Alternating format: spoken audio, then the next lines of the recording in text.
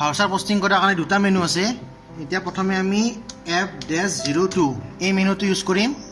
আমি এটা bills payment দেখাম। বিলছ পে'মেণ্ট দেখাৰ কাৰণে আমি F-02 ল'লোঁ। এতিয়া ডকুমেণ্ট ডেটত আপোনাৰ জুন তাৰিখৰ ডকুমেণ্ট এতিয়া মই পোষ্টিং কৰিম জুনৰ 27 তাৰিখৰ। এতিয়া মই জুনৰ 27 তাৰিখ ল'লোঁ ডকুমেণ্ট ডেট। পোষ্টিং ডেটটো মই জুনৰ 27 তাৰিখ ল'লোঁ। এতিয়া ইয়াত আহিল টাইপ, ইয়াত SA আছে বাই ডিফল্ট। যদি আপোনালোকৰ PLI পোষ্টিং হয় তেতিয়াহ'লে PL ল'ব, আৰু যদি বিলছ পে'মেণ্ট পোষ্টিং হয় তেতিয়াহ'লে SK ল'ব। এতিয়া যিটো আমি বিলছ পে'মেণ্ট মাৰিম আমি SK ল'লোঁ। এইটো DOPI, কাৰেঞ্চি INR, পিৰিয়ড 4 এপ্ৰিলটো ফাৰ্ষ্ট পিৰিয়ড হ'ব, গতিকে এপ্ৰিল মে' জুন জুলাই, জুলাইৰ মাহ মানে 4 নম্বৰ পিৰিয়ড। আমি জুন হ'ব কাৰণে আমিতো 3 নম্বৰ পিৰিয়ড ল'লোঁ, কাৰণ আমি পোষ্টিংটো কৰিছোঁ জুনৰ কাৰণে। এতিয়া আমি পোষ্ট কি 40ত যাম। 40 মানে হৈছে ডেবিট, মানে আমি 40 যিটো এমাউণ্ট ভৰাম সেই এমাউণ্টটো আমাৰ ডেইলি একাউণ্টৰ পে'মেণ্ট চাইডে আহিব।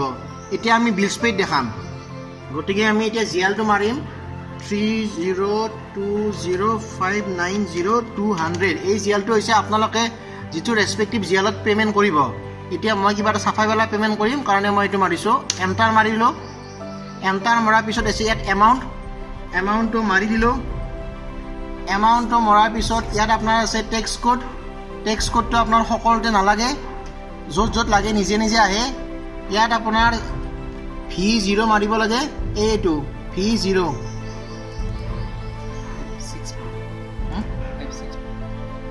564। এতিয়া আমি মূৰত যাম।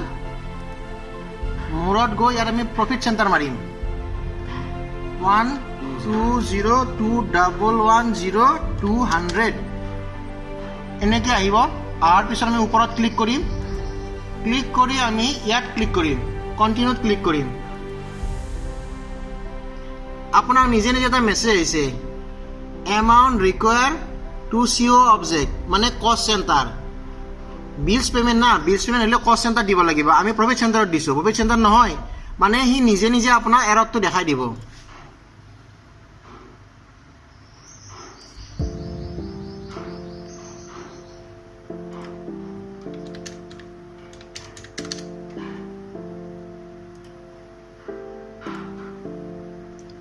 এতিয়া আমি ডেবিট কৰিলোঁ।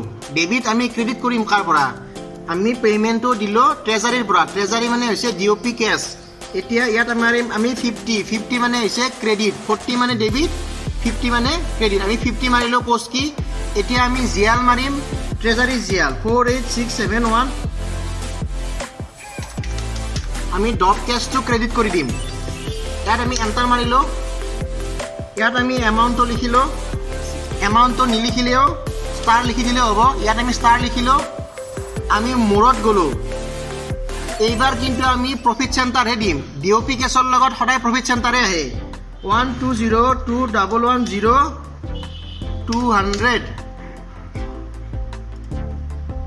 শুদ্ধ চিনটো মাৰি দিলোঁ। আমাৰ হৈ গ'ল পষ্টিংখিনি। ওপৰত ডকুমেণ্টত যাওক, ডকুমেণ্ট যাই চিমুলেটত যাওক।